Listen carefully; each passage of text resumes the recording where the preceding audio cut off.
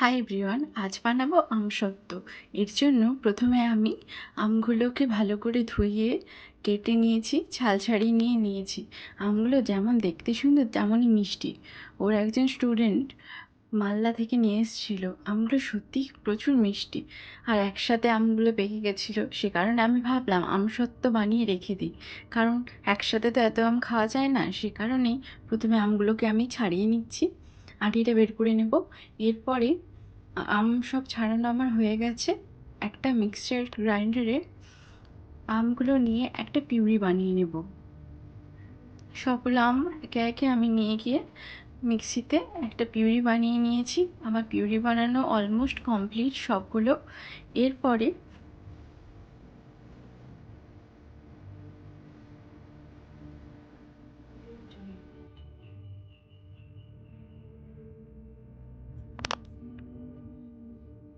এরপরে আমি চিনি নিয়ে নিয়েছি। আমটা যেহেতু মিষ্টি ছিল সে কারণে আমার বেশি চিনি লাগবে না, সামান্য পরিমাণেই চিনি নিতে হবে।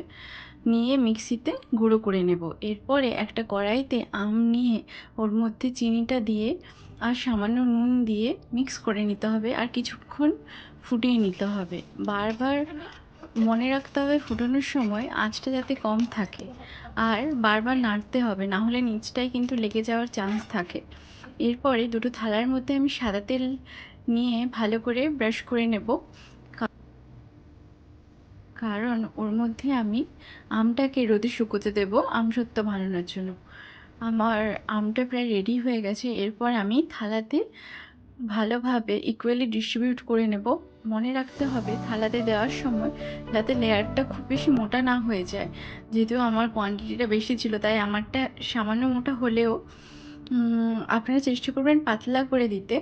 তো আমার আমটা অনেকটাই বেশি ছিল, সে কারণে আমার 3টে থালা লেগেছে।